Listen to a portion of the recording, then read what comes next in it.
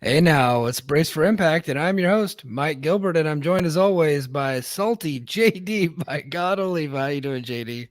I forgot to hit record. I didn't forget to hit record. I hit record. I don't know how I unhit record. So we had about 10 minutes of the show gone, and then I realized we weren't recording the show. So, yeah, Take two, guys. Take two. take two. Yeah. So, yeah, JD, take two, Oliva, today. Um, I guess we can pretend to have the conversation we already had earlier. Yeah. Yeah, we could still cover the same point because I still want to make the same points, but We kind of have to. So, it, we yeah. we we we gotta have to. So I guess I'll ask you again, JD. You know we you know what I want to do. Here's how I want to start the show.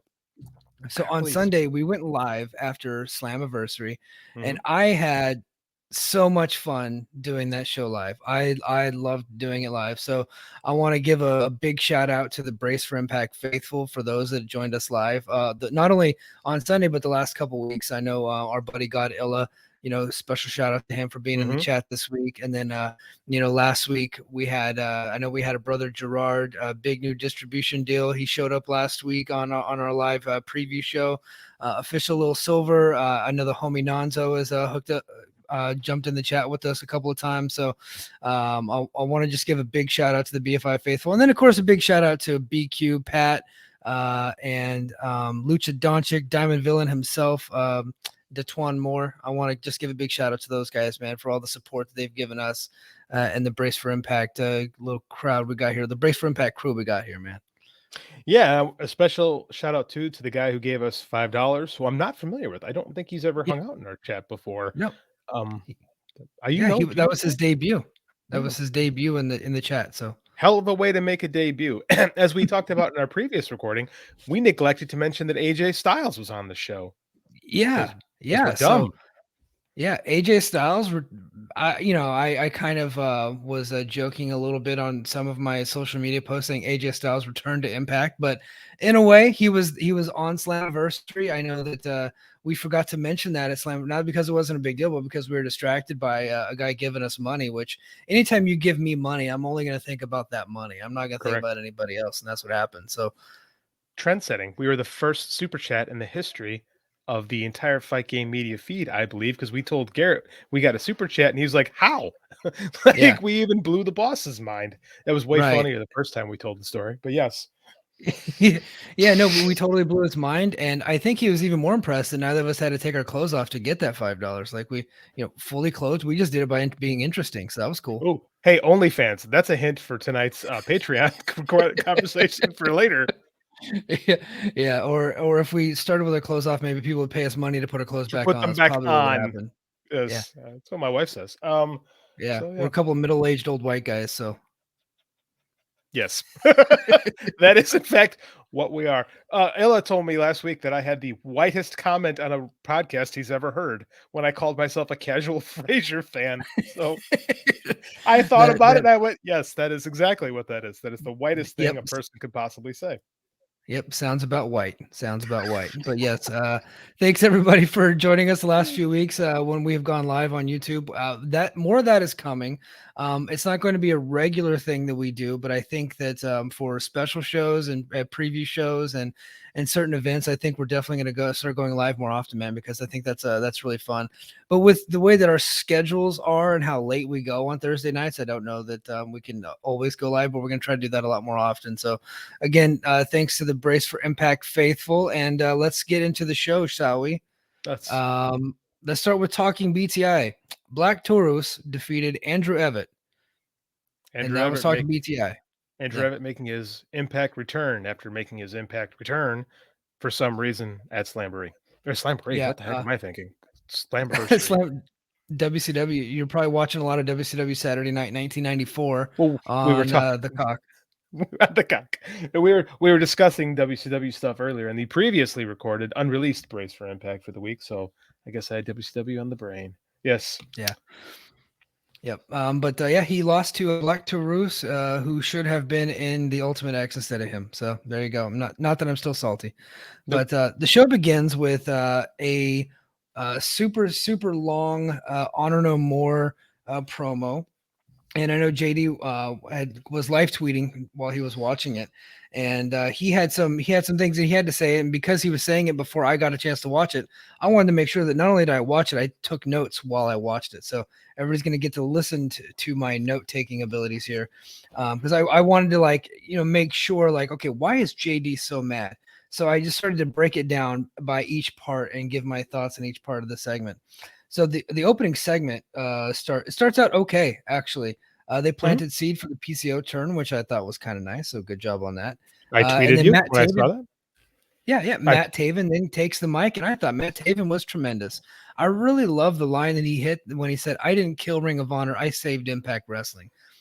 Great line, Great and line. he has so much passion when he's talking about that. You can tell it really means a lot to him. So, Yeah, I love that good. that's become part of his character, that, Matt Taven is gonna hang on to the people that literally accused him of killing Ring of Honor, and that's gonna be, like, a talking point for him for probably the rest of his career, and I think it's good. I think it's a good character beat for him.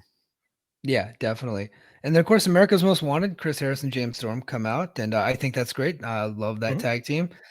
James Storm grabs the mic, cuts, I think, a pretty good promo. Like, I miss James Storm. He's a hell of a talent. I wish that he would stick around and come around more often. And then Kenny King cuts him off, and he proceeds to call America's Most Wanted old. And that's where I think everything started to take a little bit of a dive. Chris Harris, then he got in a Bachelorette dig, which I thought was pretty good. He said, "I'm going to make That's you funny. cry more than you did on the Bachelorette," which funny. And then at that point, they should have cut the promo off and started the brawl at that point. But instead, Harris just continued to drone on and on as he listed all of the different tag teams that him and James Storm worked while they S were around. Struggled to list all the tag teams that him and James Storm Yeah, worked. He just was like, yeah. "Who was in this company 20 years ago?" Right. Well, and then the whole crux of the promo that he was cutting was that him and James Storm have been around in a long time, and really, him and James Storm weren't a tag team for that long. So they were around in the early days, but they were only a tag team for like 4 years. So That's true. it yeah, it It wasn't that long. And then Chris Harris went to WWE, and then he retired pretty early in his career. So he has not been wrestling for a very long time. So he's been out of the business. But you're not supposed to know that stuff whenever you're supposed to kayfabe yourself. And then a big brawl ensues, and then babyface Good Brothers. So the baby faces again. They come out, and then the Briscoe brothers make the save. And my main thing on this was it just went way too long, man. Way too long. And it went so long that it became ineffective. Thursday Night Raw. This was the beginning Yeah. to every Raw, I feel like, since like 1998, 1999, where some guy just sits in the middle of the ring and just drones on and on and on and on. And it's like, I get it, man. It's just this tonight's episode of Impact, I was not a fan of. I felt like it felt like the most WWE-esque version of an episode of Impact we've had in a long time. And it just started with this. There were some points that were made that were fine. It's always better to get out early than stay too late. I think we saw that on Dynamite last night too, where Yeah. Mox and Tanahashi, I think they're still staring at each other somewhere in the ring. Like it's Yeah. just it's always better to be too there's this saying in showbiz, leave them wanting more. It's a cliche, but it's kind of true because when you give them too much, it's awkward. And this was, man, I think they thought it sounded really good, but it just kept going. Yeah. Well, and I think they wanted America's Most Wanted to get some mic time, to show them the respect, and they haven't been around in a long time. But yeah, they really should have edited a lot of that out, but they It's a did not. taped So show. yeah, It's a taped show. That's the crazy part. Just give me another match, just yeah, put a just match out there. Like it's right. Just cut yeah, it just hit cut after the Bachelorette dig, and then just show them brawling, and then it's fine at yeah. that point. It would have been fine. It just I don't know, man. I feel like the Good Brothers are now they got the belts back, but I feel like they lost the personality too. Like They did. I don't know. It's Well, babyface they're Good Brothers is a weird thing. So if they're cool babyface Good Brothers, that's good, but they're white meat babyface Good Brothers, and it doesn't fit them at all. You know what I mean? No. Like they need to have a little bit of an edge to them to be baby faces, you know? And we don't need them as baby faces. We have the Briscoes who are really good baby Well, faces. more They on that are. later. I don't know how Oh, do much we we not have have the Briscoes. do we not have the Briscoes after all? Oh no. Well, we'll we'll Oh, we'll talk about that after the main event, but I Patreon. have a prediction. So Okay. yeah, I have a prediction there, but Yeah, I'm not a big fan of the babyface Good Brothers. The problem is that once they went back with the Bullet Club, they became difficult to cheer because when they're with Jay White and Chris Bay, they look fucking cool and awesome in Yeah. their Bullet Club gear, right? And they were cool and awesome. And so even though they were doing heel shit, they were getting cheered all the time. And Impact fans don't want to boo the Good Brothers. I think mainly it's because they're the most famous people on the show, so they make it difficult to boo them. I get it, but it's like again, I don't think I'm crazy for saying this, but Bullet Club's got a lot of NWO,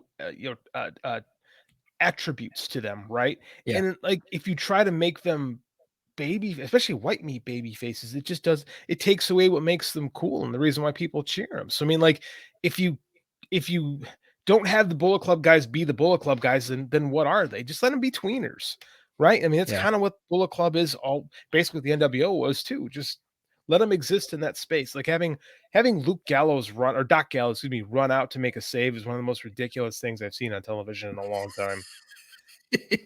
Yeah, it's almost like a Taya from last It week. was very similar. Taya was like just about oh boy. She had the Bentley bounce going all the way down to the She ring. All did. right. I couldn't finish So it. so then immediately after that, where that segment kind of falls off a cliff, right? Then we go backstage to Giselle Shaw confronting Alicia Edwards. And this was awful. And JD, you had a point to make about why it was so awful. Yeah, this was again. I compared the opening segment to Raw. This was a WWE skit where Yeah. you cut to backstage, especially a Diva era thing where two women are being catty. And it's there's this big like diatribe this week about writers in wrestling on Twitter. And some people are pro writers in wrestling. And me as a professional writer, I am completely against the idea of writers in wrestling. When it comes to dialogue specifically, like shaping a story is one thing. But when it comes to writing dialogue, I don't like it because it forces wrestlers to do what they're not good at, and that's reciting lines. And Alicia Edwards, say what you want about her. She's got a lot of heart and she puts her full self into everything and she tries her hardest, but she's just not very good at reading and reciting lines. And she was bad here doing the same thing. And this was just like I hate it. Like if I want to watch bad acting, I'll go to community theater. Like I want to watch Mhm. wrestling. Like again, I like angles, I like promos. I don't like backstage skits that are poorly acted. And I think that Right. that's what this was. Like and it was like the worst aspects of like the Divas era WWE, which again, that's kind of Giselle Shaw's character, so I kind of get that, but you don't gotta embrace it fully and give us bad TV, and that's what this was. It was Right. bad TV. And then Alicia's talking to a freaking cupcake afterwards. Yeah. Like, All of a sudden she just licks a cupcake and said it was delicious. I'm like, what are we even doing here? yeah, I mean, like, it wasn't funny. It was I know somebody's like, oh, it was really funny. I laughed. I'm glad you found that funny. It was stupid and it made no Yeah. sense. And it was just it was eating up time on a television show that I thought came off a really hot pay-per-view. Like this was an Mhm. episode of Impact I was really looking forward to. And the first two segments were big whiffs for me. So Yeah. I'm not a fan of either of these. Well, they had to dig themselves out of a hole there, and then from there we go backstage.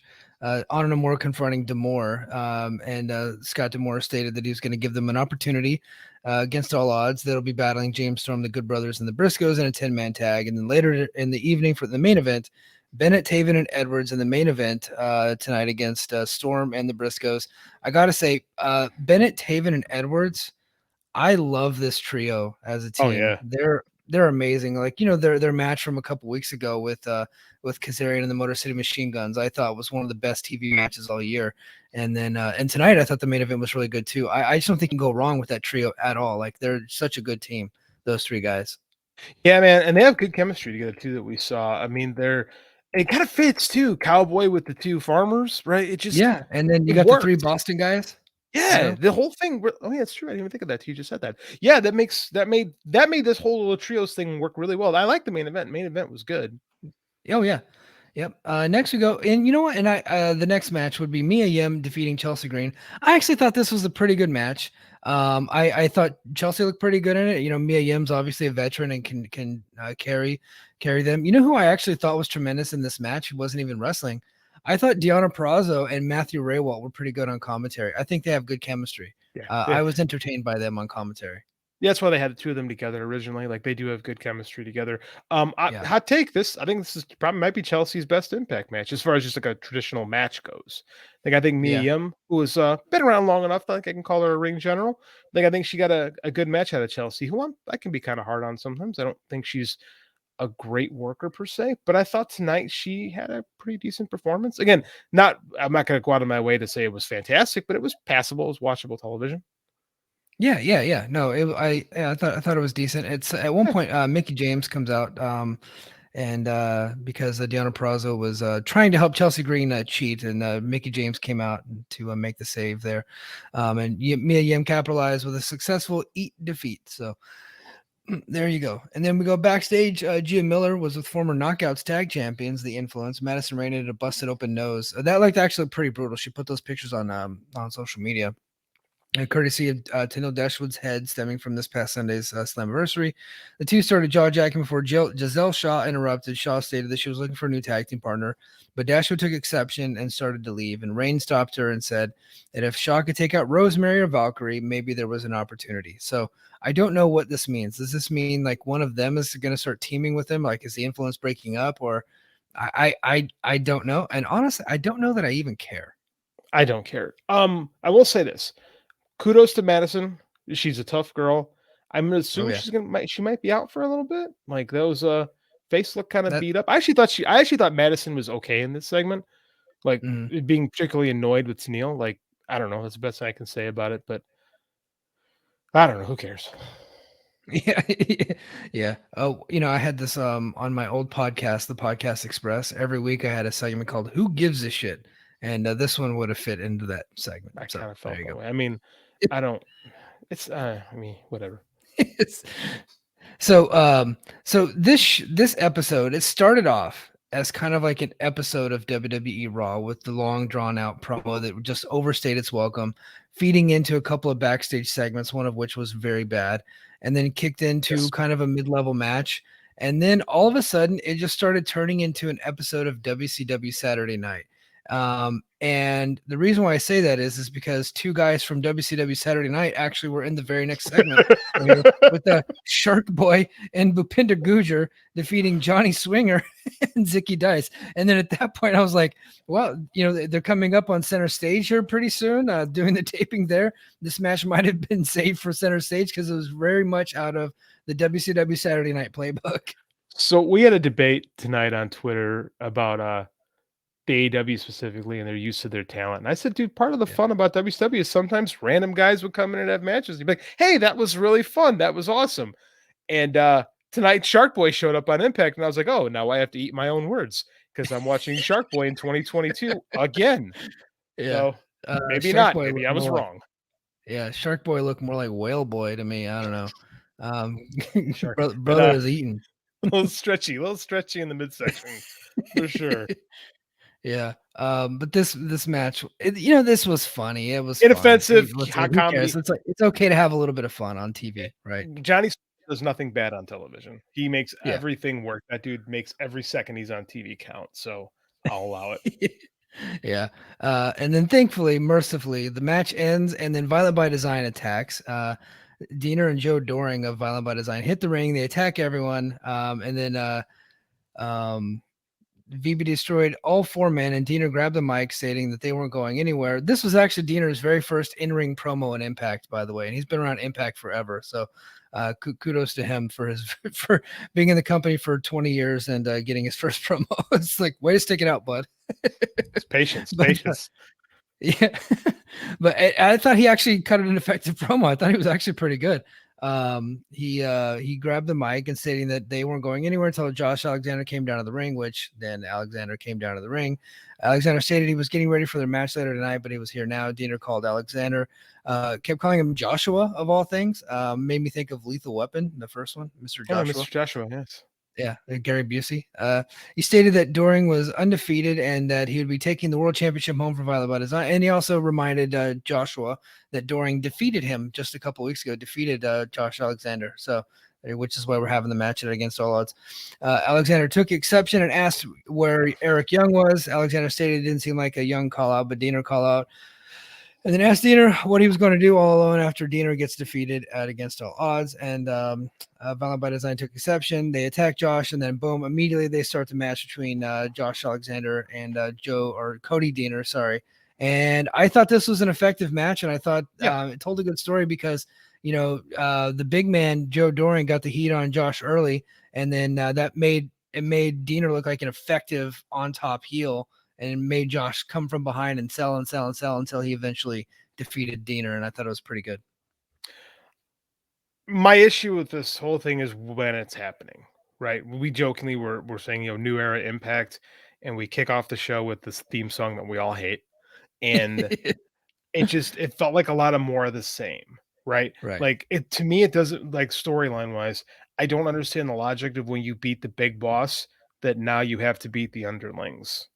That doesn't make sense. Right. And that's my issue with this is like I'm a big Joe Doring fan. 10 years ago, he's one of the best big men in the world.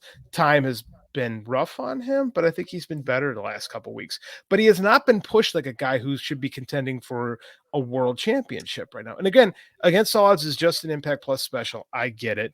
But I don't know, like, make me feel like, or at least try to convince me there's a chance that he can win the title here. Like, I want a challenge like that. Like I said, this feels like Big Bubba getting a title shot in 1997 or 1998, right? Like, I don't feel like Big Bubba undefeated for 2 years at that point. Yeah, but he doesn't did have Big Bubba have a win over the world he's champion? He's not pushed like that though. He is undefeated because he never has matches. No, but he did have a match against the world champion 2 weeks ago, and he won. But that's one match. That's fair. But I mean, like, is that something that, like, has ever been really talked about on the show, right? Like, that happened 2 weeks ago, so we have the justification for this match now. But again, you're going against the heater. Like, Doring is Eric Young's heater. Like, it's backwards. Yeah, it's a bit backwards. They should have done the match before Slammiversary. Honestly, whenever they booked Doring and Alexander a couple weeks ago, I didn't understand the booking. I was like, okay, well, Josh is going to defeat Doring because he's got to get to Eric Young. And then they went to a DQ, and I was like, okay, I think what they're doing is they're going to heat up Doring now, and then they're going to eventually have the match with Alexander and Doring for the world title on Impact Plus special, because you're never going to get anybody to pay $40 for that. But what they did was they immediately did it 2 weeks later. And I was like, okay, maybe that's a bit early. So. There's been nothing done to really heat him up and make me, like, at least try to sell me on, like, have him slaughter a bunch of people. Jeff Jarrett, I don't know if you've heard this week's, the Monty Brown podcast on Jarrett's show this week. He talked about why they didn't give Monty Brown the belt back in, I think it was 05. And this is a line that really stuck out to me. He's like, we as a company weren't ready for that because we didn't have anyone for him ready to go. And I thought that was really interesting because a lot of times we've seen this in AEW recently where a guy will get a title and then it's almost like deflated afterwards because there's no post plan, right? Yeah. Like, where do we go from here? Like, and I thought that was a great comment from Jeff Jarrett. Now, whether or not that's protecting his own ass for bad booking from 15 years ago or whatever, like, but it made, like, I get the logic behind it. And I feel like we're here with Josh. I feel like nobody is really ready. I still feel like we're getting Eddie ready, but there's like nobody really underneath that is like a credible challenger. So we have to go with the big guy when we've already taken out his boss. And again, it's backwards booking to me. And I don't, and again, it's not like Joe Doring isn't a credible guy because he's huge, but it's not going to happen. Like Joe Doring has not, you could tell me he's undefeated for 2 years. Sure. He rarely wrestles in the company. Yeah, he's only beaten Satoshi Kojima in 2 years. That's it though. That was a year ago. That was it. Yeah. That was really it. Like, he had his last big match was a year ago. So, well, and he had the match with Gallows too. So, but that's about it. And again, if you hammer that again, pro wrestling fans, especially this age, have very short memory. Like, we get so many matches beat at us every week, and you can forget about a lot of things, most people. So I mean, that's what it's the job of, commentary and Impact. We do the best video packages in wrestling. Remind me that Joe Doring is a killer. Like, justify it. Tell me why. And again, we talked about Eric Young, and they did it later. So I know that will come, but I mean, like, heat them up on the way, especially if you know that this is where you're going after the big pay-per-view. And that's what, and I feel like none of the legwork has been done to get us here. We're just supposed to go, and it feels like nothing is over from the big pay-per-view. It feels like everything has to keep going. And I hate that about wrestling in general. Yeah, it does feel like Slammiversary should have been the end of end of a book, and then supposed to start a new chapter this week. And really, the book is just continuing to drone on. Like it's like the third Lord of the Rings movie where there's like 17 different Oh endings. god. Like Return after of the three King hours. never ended. It never ended. It kept ending. The movie Yeah. kept going. Yeah, Um. that's like we got the Moose and Sammy later. It's the same thing. It's like, oh, Monsters Ball wasn't enough. We got to keep going. I don't know, man. It's Yeah. frustrating. Well, but I just as sitting back, just as a match, I'm excited to see what Josh Alexander and Joe Doring do in the main event in a world title match, and I want to see if we get big match Joe Doring because so far Josh Alexander has yet to disappoint in a big match. So Agreed. I'm pretty excited about that. Now Impact has to get the story over, and so far they haven't done it yet. So Agreed. we'll wait and see. We have a great Impact World Title match coming up on Conrad's show. Yes, yes, but even then, there's no story there. So No, it's just a match. but I can use my MLW brain to fill in the gaps for me. So, Yeah, and it's man, I haven't new and watched it's MLW in different. so long. It's been a year for me, but Yeah, maybe we should watch more. To be continued. yeah, I do like Fatu. I think Fatu is great, which we'll talk about on the Patreon. Let's save it, brother. But yeah, so again, yeah, we thought this was a good match, and Alexander got the victory there. So next we go backstage. Jim Miller was with Frankie Kazarian, and Kazarian reflected on his match at Slammiversary. But then before focusing on Chris Sabin, he wanted to get his rematch with Sabin because they tried to have their match a few weeks ago, and then Honor No More ruined it, and so now they want to close the chapter on their history.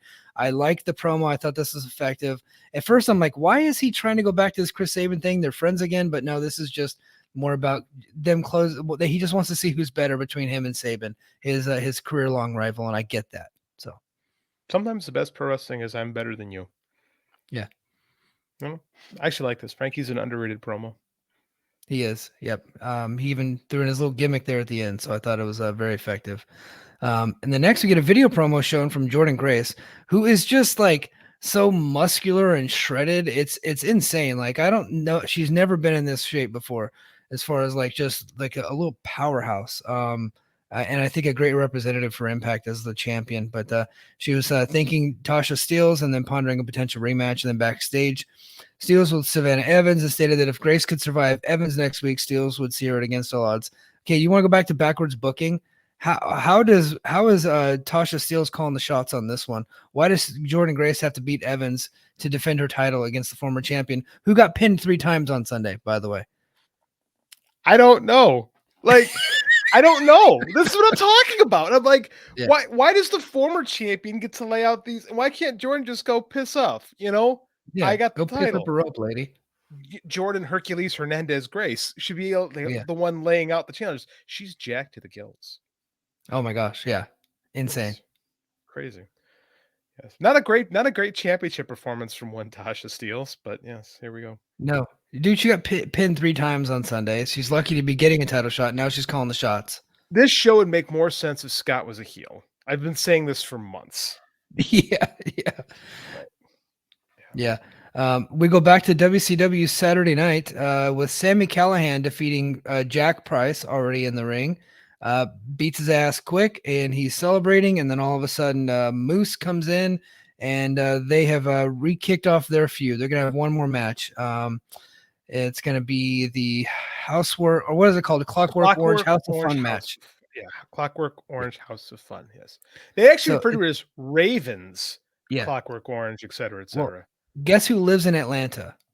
I was going to say they have to be bringing old Scott Levy in, right? Yeah, and if they're going to, not that he's going to move a lot of tickets, but they should really get out ahead of that and tell people that he's going to be there. Right? Don't worry about saving that as a surprise. Like get him out there slinging tickets for them because they need all the help they can get. Maybe they can put him on the street team. Yeah. I am a big Raven fan, always have been, always will be. One of the greatest promos ever. I don't think he's going to do a whole lot here, but at the same time, nostalgic JD is curious to see what Raven in 2022 looks like. So I'm in. I'm okay. I hated the idea that this match is going to keep going because again, that was one of our big talking points on Sunday was what happens to Moose and Sammy? Where did they go from here? Turns out nowhere. But yeah. You're going to gimmick me with Raven. I'm I'm okay for now. I don't like it, but I'll accept it. Yeah, I wasn't excited that they were having another match until I found out it was the Raven match, and then I was like, we're probably gonna get Raven, so I'm like, Yeah. okay, you reeled me back in. I'm cool with Yeah, it's the that. other way. And you know, and with Against All Odds, and I know people say it's just an Impact Plus special, and there are differences here. There's Impact Plus specials that are designed to get more Impact Plus subscribers, right? And then there are Impact Plus specials where they are clearly just meeting a requirement to make sure that they're fulfilling their content requirements for the people that have already paid their $5 to $7 a month, whatever it is. That's what Against All Odds is. Against All Odds is for people that are already subscribing. In fact, it's going up against SmackDown head to head. They're not expecting anybody to come in and be a new subscriber for this. It's for the people that are already paying. And hey, look, we're going to give you this show. We're I going to do it did live up against SmackDown. I did not realize they must have said it and it went over my head. I did not realize it was on a Friday against SmackDown. That is a choice. Yeah, yeah. But again, they're not trying No, to clearly. sell new subscriptions for this. They're just putting out some content to fulfill their requirements and then hoping to sell some tickets. So there you go. And so backstage, we go back to the Good Brothers, America's Most Wanted, and the Briscoes are getting ready for the 6-man tag team main event. And as the teams are headed to the ring, Harris attempted to get to the ring too, but is stopped by Storm. Storm reminded Harris that he made a promise to his family. So basically, Harris can no longer wrestle, and that's why we're not seeing him get physically involved. He had gotten really sick, ill, whatever. But while this is going on, the camera microphones picked up a loud Rosemary chant going on in the arena because clearly Rosemary was wrestling while they were doing this skit, and they don't have the good enough sound equipment to block that out, I guess. What I'm about to say is going to sound like super technical because I spent 15 years, 17, 8 years as a production professional, but I'm going to tell you a secret that you can do to get around that. Take two! Yes. That's it. Do it again. Like, there's no way they didn't hear that loud Rosemary chant. You're going to tell me that they couldn't just, I don't know, do it again? Like, Yeah. I Or don't know. you know what? You know what they like to do in Impact, which kind of annoys us sometimes, but I think it would have worked here. They could have just had like a little bit of background music or something, or ambient background noise or something. They could have That would have mixed helped. the audio to where they That got would rid have of that, right? that would maybe it's possible. It would have been corny, especially because Harris had that like hangdog look on his face. Yeah. I might have been laughing incredibly hard if they'd have done that. So it Was they might the have slow been piano music while yeah, the that's slow what I'm piano hearing. music while The Harris is the talking? the Incredible Hulk theme, the Incredible Hulk song when he's walking away. Dun, dun, dun, dun. Like Yeah. that's what I hear it would have been. So I think my idea would have been easier. Just do it again. Yeah. Yeah, yeah. But we can't do things the easy way there, JD. No, they did do it the easy way. They They just did do it the accepted easy way. failure. That's all we do are things the easy way. Can't we don't have time for no take two. We gotta get all these shows done in 2 days. Cowboy can't Next go we go second take. Sammy. Next we go Sammy Callahan. He's mad, and then Gail Kim confronted him, and they gave him his Clockwork Orange match. So there you go, Ravens, and they're labeling it Ravens Ravens. Clockwork Orange. So that they're putting the word Raven in front of it. So they're clearly bringing Raven in. It's very GCW of them to name it after him. But yes. Yeah. So new matches made for Against All Odds. Grace against Steels, Honor No More versus Good Brothers, the Briscoes and James Storm, Callahan and Moose in a House of Fun match. So there you go. Next week. So I really do feel like this week they crammed in so many backstage segments and these long drawn out interviews to kill time, and they wanted to load up next week because next week looks insane. You got Chris Bay versus Macklin versus Laredo Kid versus Trey Miguel for a title shot. Of course, you got to do a 4-way for a title shot, WWE style. Go. Wait. Why do we have 3 people wrestling for a number 1 contenders match, none of whom were in the Ultimate X match to win the title? Miguel's in the match, but Miguel, I'm yeah, sorry. three out of the 4. Yeah, Yeah, 3 out okay. of 4. That's what I said. Yeah. Yeah, no. So I'm of the opinion that Miguel beat Speedball the week before Ultimate X. He should just get the title shot. But what do you got? You got to have your multi-man match. You got to get everybody involved. You got to get them on the card. Why didn't we have Macklin and Bay in the Ultimate X match to begin with? How are Well, these guys now number 1 contenders when they weren't good enough to be in the Ultimate X match with 5 other guys a week ago? You know, And and it Laredo. goes back. it goes back to the point that I was making on Twitter about AEW. It's like this addiction for when you get this big show. Instead of using the great people that you already have, you feel the need to go in and pull from the outside, right? And it's just becoming kind of a frustration of mine with. It's really more of a frustration of mine with AEW right now because I think they're just going to the well too often. And instead of bringing in Cesaro, I think they should just go with one of the amazing talented people that they already have. And because Cesaro's not going to sell you any tickets or pay-per-views, it's a surprise. And I don't think it's going to be that big of a surprise. I don't think that many people are going to give a fuck. So I think that they have so many good talent that aren't even on this card they could use. My opinion, that's what that is. But I think for Ultimate X, they should have used the people that they already had, who are actually more talented than the people that they brought in to have on that match. So sorry. No, I get what you're saying. It's weird. And it's like AEW. I'm going to give them a little bit of this because there's so many injuries, right? And they're trying to get last minute. And then and I get for Danielson specifically, I get now like Lee Moriarty is great. He would have a great match with Zack Sabre Jr. But that's Savio Vega pop there. that's exactly what that is. And I get why that's why they feel like they have to in this case. Because again, Bruce Pritchard says it's not me, is like you replace when you have a replacement, it has to be bigger than or equal to what you're replacing. And I get it in this case. You feel like you have to do something. And this entire show is the Forbidden Door. Apparently there's a reason it was forbidden because everyone's dying left and right. It's like King Tut's curse. I get, and I agree. I don't really want them to bring anyone else in this point, but I get why they feel they have to because I'm gonna be in that crowd and I feel bad. I mean, like people it should be Gresham. I agree, it should be Gresham. They should just introduced Gresham right there. Had some people kind of go, and then by the time the match comes around, everyone's like, hey, Gresham Sabre's gonna be a really good match, and then everybody's on board. You know, I know we're getting sidetracked with the AEW thing, and I had this discussion early on the Fight Game Facebook. Danielson and Zack Sabre Jr. was never announced. It was teased, but they never the match was never made. So like nobody had there was no real nobody's being let down. You know what I mean? They could have just put Sabre in a different match and then they could have had a whole nother match made altogether. I mean, Keith Lee, Jonathan Gresham, Shane Strickland, none of those guys are even on this fucking pay-per-view. You know what I mean? And but they feel they need to bring in Cesaro. So and we don't know what Cesaro for sure, but I'd be surprised if anyone but Cesaro. Claudio Castagnoli. I did hear Chris Hero's name bandied about. I'd actually be okay with that for a because I think can that guy even wrestle now? I mean, last time I saw that brother, he was huge. He's always been big like that, though. I mean, that's Chris Hero. He's always been kind of a husky dude. I would honestly rather see Chris Hero personally. I get there's no wins in this thing, right? Because you're trying to build this dream match card, and everybody keeps getting hurt. Ishii's never been hurt in his life. This dude must have had a leg fall off to not be able to make this show. So I get it. They're trying to make this this is just a bad example for the guy. Almost they probably should even just done this damn show. So I get it in this case, but with Impact specifically, what I don't like is that these guys who were not in the Ultimate X match are now being thrust into a number one contenders match. I just hate the idea. I hate number one contenders matches in general because again, rankings are stupid.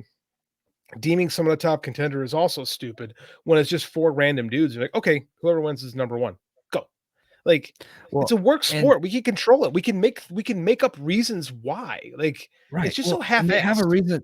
They already have a reason. Trey Miguel already beat Speedball just last week. That's right there. It's right there. Just take advantage of it and announce the match for Against the Odds. Trey Miguel, Speedball, boom. Right. And then what they could do is they could put the other three guys in a match just to try to heat somebody up as opposed to we're just gonna have a three-way match with Laredo Kid, Macklin, and Chris Bay just to get them up. We do that all the time in this company. We always have three matches for no real reason. Why not? I'm at this point, sure, I don't care. Normally I'm like, oh, three-way matches are stupid, but at this I'm gonna go against my own self on this one because I'm like, I don't care at this point. Whatever. I just it's the lack of consistency. That's what bugs me more thing is when you don't follow your own rules of consistency. That's sloppy storytelling. So we'll go to the main event here, which I think, in my opinion, saved this show from being a complete thumbs down because it's hard for me to give a thumbs down to the match with Alexander and Dina, which I thought the whole segment was good, and then I thought this the main event was awesome. With I don't know more Edwards, Taven, and Bennett against the Briscoes and James Storm. what this match made me really remember is just how awesome James Storm is, and it pisses me off that he's not around more. And I don't know if that's his choice or if it's Impact's choice. I don't know what's going on, but they need to figure it out and make me happy here and bring James Storm on television more often, because he was so good in this match. Like everything he did was good. And they even had like that hope spot there at the end where Honor No More was about to close it, and then here comes James Storm with a super kick out of nowhere, saving the day for his team. And then eventually Mark Briscoe gets pinned. And then, of course, a big brawl ensues. And then they eventually take out Mark Briscoe's knee.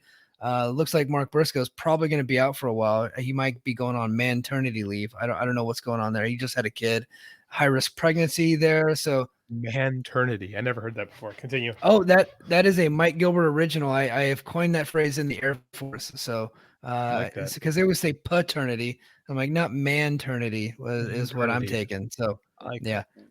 that. Feel free to use that one, folks. I But yeah, will he's be. gonna. I don't know if that's what it is, but it looks like he's gonna be out for a little bit. They clearly wrote him out of the storylines, and they beat him for a reason, and they took him out. So he might be out for a while.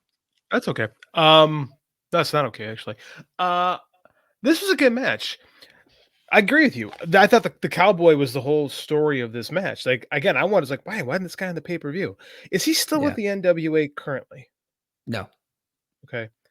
No. In fact, Starcast, they announced James Storm for Starcast, and they announced him as Impact Wrestling star James Storm. Oh, So really? So I don't know if that means anything at all, but okay. clearly Impact and Starcast have partnered up for this show. So Very clearly. How has WWE never given the Cowboy a real run? Right. I know we had a cup of coffee in NXT, literally 2 matches. Like, yeah, I don't get it. This guy's got everything. I don't get he's it. amazing. Yes. Like he's like 45 years old, got a little bit Yes. of a beer belly, he got the beautiful tan, the big old arms, Oh, and I he's get out there that. skinning the cat on the ropes, like Yeah. he's a real fucking man, like him and Silas Yes. Young.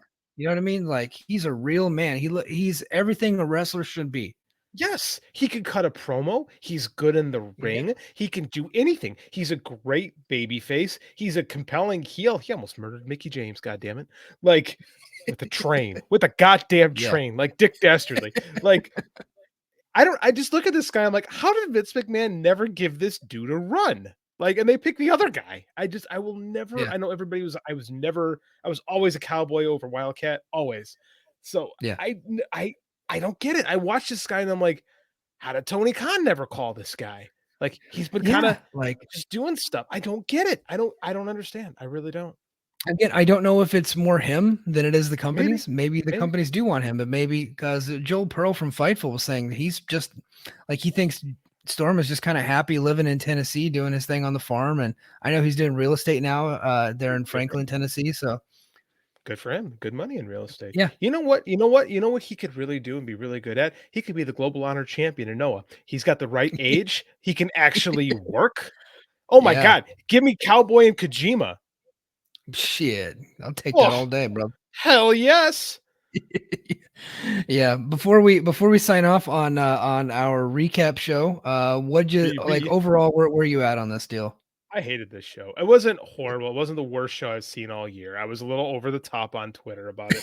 It was this is C minus though. I mean, like only Okay. pulled up because it was a really good main event and because Yeah.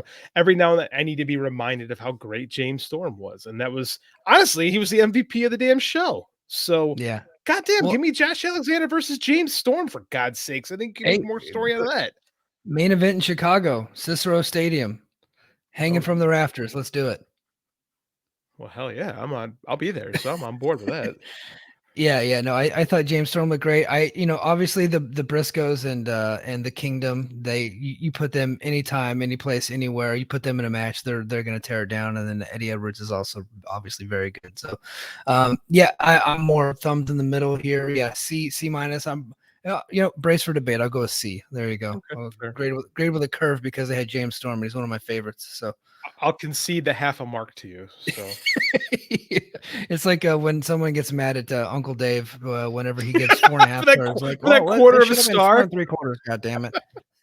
Man, I would love to have the power that Dave Meltzer has to just, not to drive people completely up the wall. I do like Dave's new thing of not responding to every idiot because he turned Yeah. off his responses unless he follows you, which again is a harsh reminder that I'm not followed by Dave Meltzer. So I know we're not followed by Dave, but Dr. Preet is followed by Dave. I Preet know. Paul. I He's don't in know the how inner that circle. works. He's part of the inner Jerk. circle. We're not. We're on the outside. How did he get in that inner circle? I want answers, damn it. Maybe because he's actually a doctor and really smart. Maybe that's That's why. true. Unlike an idiot Yeah. like the two of us.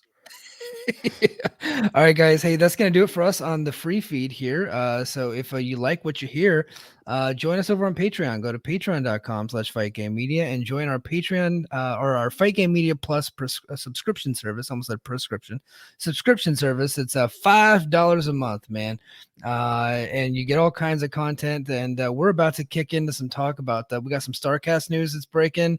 Impact ticket sale news, and then old Lady Frost has got some stuff going on in her life that we need to get to the bottom of. So we'll talk about that. So if you're listening to us on Patreon, stick around.